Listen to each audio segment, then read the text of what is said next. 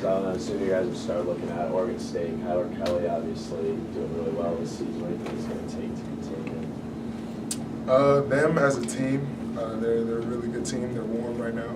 They got it going. They've won some good games, and they're playing really confident. Their guard play, their bigs plays, they're playing really well as a team, and it's going to take a complete game from us to knock them off. You've said something in the past about guys passing up a good shot for a great shot being an important thing. How tough is it to find the balance of that? Obviously you don't want to run down shot clocks and stuff like that. How do you just kind of work through what really constitutes a good shot for each individual? I think it's developing practice. I mean, we go at it every day. You see certain guys take certain shots in certain situations, and it translates to gameplay. Once things go and the offense flows, and then someone steps into their shot, and you've seen them take that since July. You just kind of know it's coming. So we try to focus on taking shots like that as opposed to erratic early shot clock heaves sometimes that are not reboundable. That's a big thing. So we're just trying to stay within the flow of the offense and trust each other. Trust that if I pass up this good shot and drive and get someone else a shot, that he's going to knock it down. So that's pretty much the main thing we're focusing on. What were the thoughts after watching the film from the games this weekend, watching the film Sunday, and the mentality moving forward now?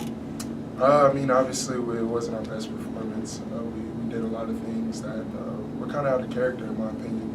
Some of the defensive miscommunications and some of the things we did just were out of character.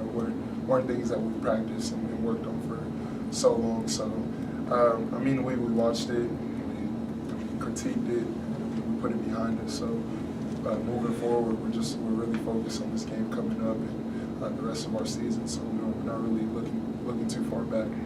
So much talent, and you guys are kind of stuck in kind of second gear right now. Do you, as ball players, do you guys know what the problem is?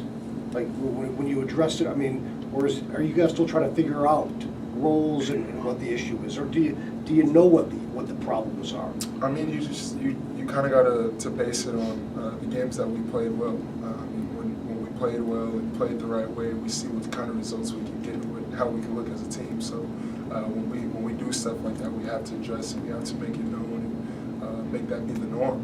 And that's pretty much our biggest thing that we're focusing on right now. Just identifying our identity, and sticking with it, not changing it game in, game out, or this guy's feeling it or whatever. Just trying to stay consistent with the foundation of what we practice. Do guys need to understand and buy into their individual roles more or better, do you think, as a veteran leader? I think we could always get better with that. That's something that never really is like, okay, he's defining his role. But I feel like over time, we're starting to learn to trust each other. We're starting to see what happens when we don't play our roles and do whatever it is to help the team win. And we took some losses that we know we shouldn't have taken. Like I said, we're all really focused on bouncing back by any means. We know it's hard to win on the road in conference. Knowing that when you have a couple home games like you do, just can you address kind of the importance of holding fort at home? I know you guys felt like you gave away that Utah game, to not let that happen again and kind of hold the fort for these home games left this season. Yeah, we have this little saying, protect the bank. That's pretty much going to be our mentality going forward. You said it's really hard to win road games because teams are they're gonna have their best games at home. So when you do get your home opportunities, you have to capitalize. We're really focused on obviously winning as many games as possible, but a real big emphasis is going to be how we win and how we play from this point on, because we want to be playing our best basketball come March. So that's pretty much our big thing that we've been emphasizing, just taking it day by day, getting better and better, and embracing our struggles and trying to turn them into strengths.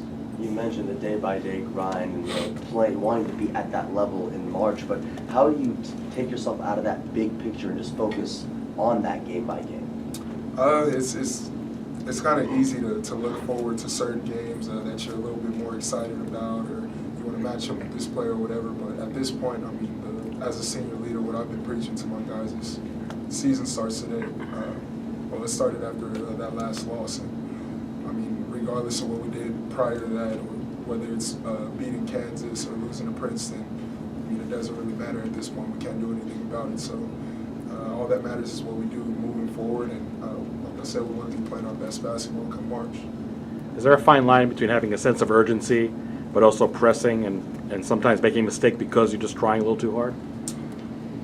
Yeah, it's easy to get really caught up in emotions, and obviously with all the hype surrounding our team and all that type of stuff, you kind of want to come out and play a certain way. When it doesn't go right, that's when your character and your foundations have to be that much stronger, because you don't want to go revert to doing something that's just kind of out of character. And I think that's something that we've struggled with in a couple games, and it's cost us a couple games. But like I said, moving forward, I think we're in a really good spot mentally as a team, and I think we're just going to keep getting better from this point. So you obviously tries to take one of the best all-around players in the Pac-12. How do you guys just approach trying to minimize his impact on the game? Like we approach pretty much every game. We really go in planning on locking anyone down.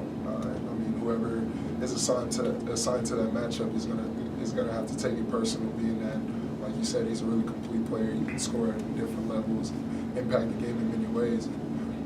But it has to be a team effort. It has to be 5 guys locked in for 40 minutes, and all have similar mentalities to get the win by any means.